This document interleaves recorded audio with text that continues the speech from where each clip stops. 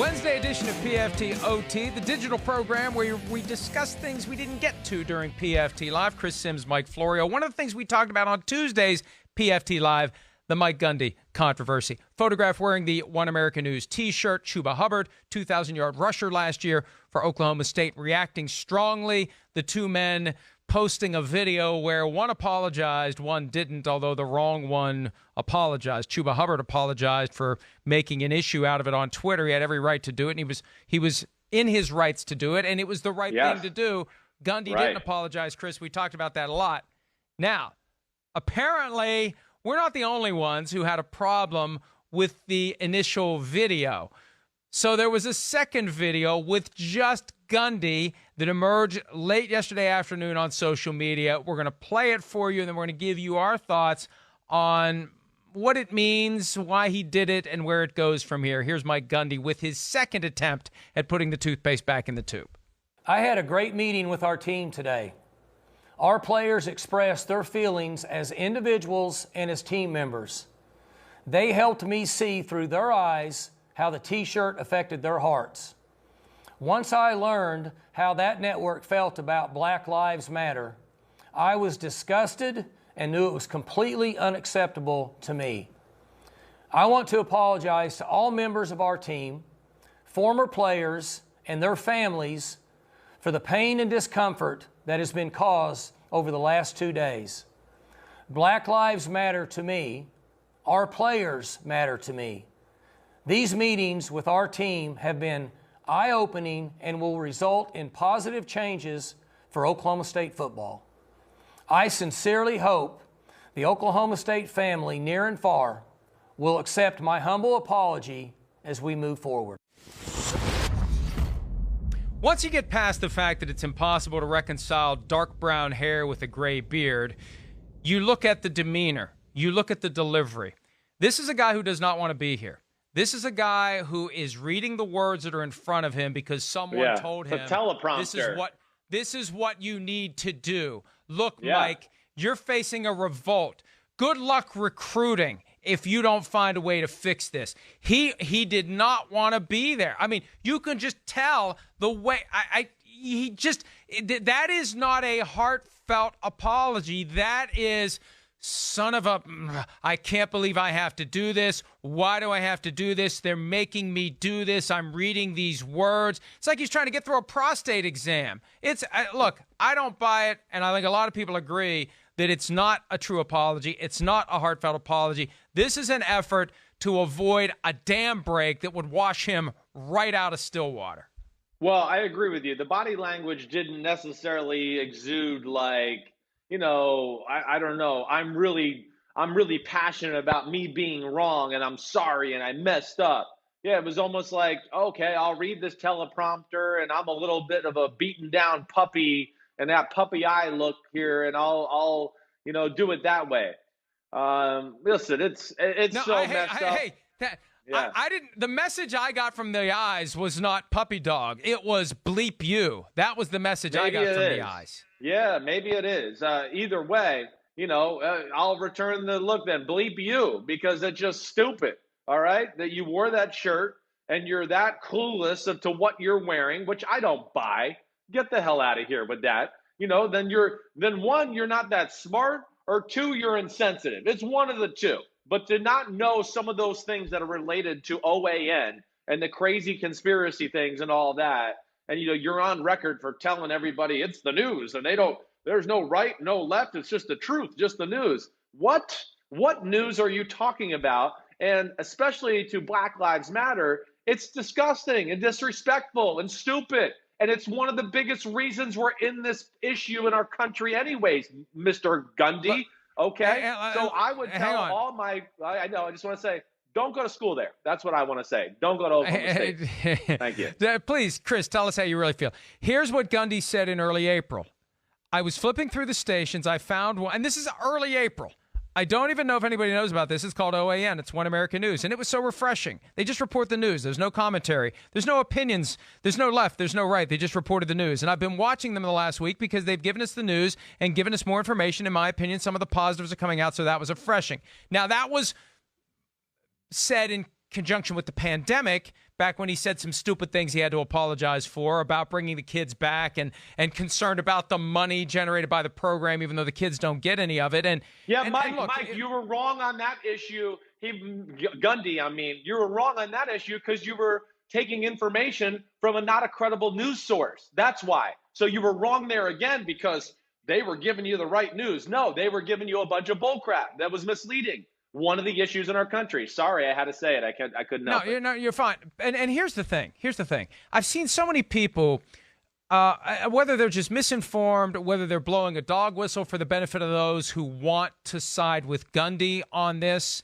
This isn't about wearing a T-shirt of a cable news network. And as we said yesterday, who in the hell wears any cable news network T-shirt anyway? I've heard, well, if he had an MSNBC T-shirt, it would have been fine. Who the hell wears that? Who does that? Who wears T-shirts of cable news networks? But beyond that, this isn't about the political beliefs of a coach. This isn't about what TV shows he watches. This is about a cable news network that, as Gundy said himself, he's disgusted by their treatment and their attitude toward Black Lives Matter. One of the hosts called it a criminal organization. It is when you are a guy who is making $5 million a year from a football program that can afford to pay you $5 million a year because it doesn't pay its players, and the majority of the players are black, and you are supporting a network that espouses views that are contrary to the interests of black Americans.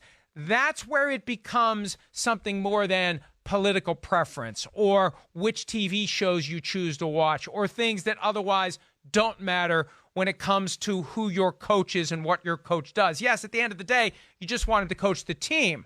But when you look at the makeup of the team, if he is supporting a news outlet that espouses views that are hostile to the interests of the guys who make up the team, that's when it becomes a problem. That's when the players have the right to stand up and say, hey, you're making $5 million a year off of us. We don't get any of it. And you're not sensitive to the issues that we are dealing with every day as young black men in America. That's the point here. And it's so easy for the charlatans out there who know how to blow that dog whistle and know how to confuse people and know how to give the people who are closet racist or flat out racist the red meat that they can gnaw on all day long. Oh, who cares about a T-shirt? It's just a T-shirt. No, it's more than just a T-shirt. It's the message that the T-shirt sends. And Chuba Hubbard did the right thing. He should not have apologized.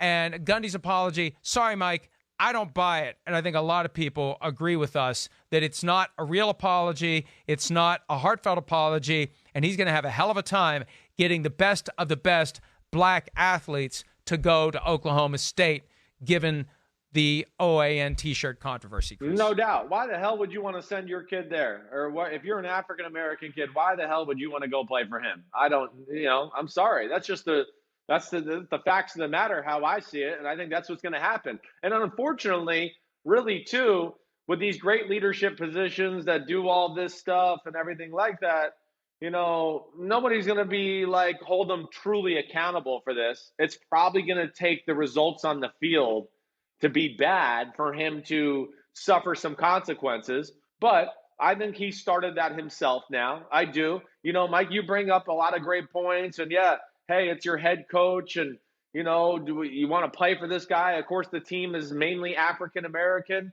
How many times have we heard players talk about, man, I wanted to please my coach, or I didn't want to let my coach down. And, I'm doing it for him because of the way he's taught me or treated me or whatever it may be. You're going to lose that in Oklahoma State this year. I mean, that's beyond.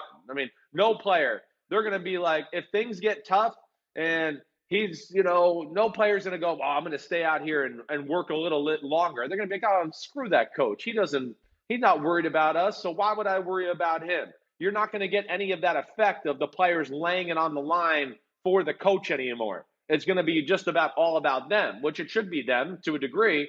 But a great coach brings those things out of you. And Mike Gundy will go on silent ears from here on out, I would expect, especially with the African-American players on the team. And, yeah, I would think recruiting is going to be a big-time struggle now for him as well. And Chris, this is the next step in this evolution of college athletes recognizing they have rights. This idea of we're just going to give you a scholarship and then we can do whatever we want. And college football coaches, that Woody Hayes figure, that authoritarian, this is my team, I say what. Look, people are realizing that there is hypocrisy throughout college football. And you've got the coach who's making millions, the player who a lot of these, look, and let's be realistic about it. A lot of these guys just want to play professional football, but they can't because the NFL and the NFLPA are complicit in a system that forces them to play college football for 3 years. What else are they going to do? They can't go to the draft even if they are ready to play in the NFL. So they go to college to major in football. They're not there. I mean, look, a lot of them, they get lured in. Oh, hey, you've been a great player all your life. You've been a dominant high school player. We're recruiting you to come play major college football. They think they're going to play in the NFL, even though a small percentage of them actually will. And they're starting to realize, you know what? We have power here. And we aren't treated fairly and equally when you consider how much money we bring in. And I think what Chuba Hubbard did the other day was a manifestation of the idea that, screw this, we aren't getting a fair piece of the pie. The coach, as a result, is getting a bigger piece of the pie than he should. We're not going to cower to this guy anymore. When he does something that we disagree with that shows insensitivity to the things we deal with every day, we're going to say something about it. We're going to do something about it. Good for Chuba Hubbard. Good for the Oklahoma State players. And it's a bad look for Mike Gundy. Well, look, am I surprised after the dumb stuff he said in April about the pandemic? No, I'm not surprised. It's just maybe it's overdue that we're kind of figuring out who this guy really is. And maybe it's overdue for him to no longer be the head coach at Oklahoma State, Chris. Well, yeah, I mean, I think he's done, done the duty for us there to kick off, that topic of conversation, and we'll see where it goes. But there's going to be a microscope under him now, or over him, certainly dissecting every little thing he does. So he'll have to be extra careful. And Mike, I just want to echo what you said about Chuba Hubbard. I mean, hopefully this is a guy that's broke the ice here with this a little bit. And yeah, maybe he can give a voice to the rest of college football, the college football players. It has to be guys like him. Like you said, and we talked about this a little yesterday, it can't be like the 77th scholarship on the college football team guy that does that.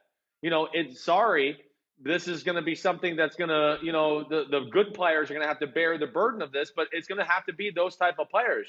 Chuba Hubbard, one of the best running backs in college football. So he knows I'm starting running back this year, no matter what. And he has the power to do that, and he'll be able to get away with things that other players on that team would never have been able to get away with.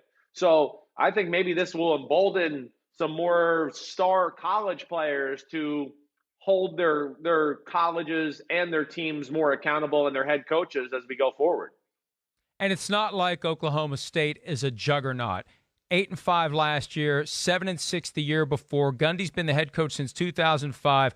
One top 10 finish in his career there. It was back in 2011 when they finished third in the AP poll and they won in the Fiesta Bowl. Look, hey, it's a lot easier to look the other way if you're Oklahoma's coach, not Oklahoma State's coach, because Oklahoma is in the mix every single year. It's harder. And look, they should.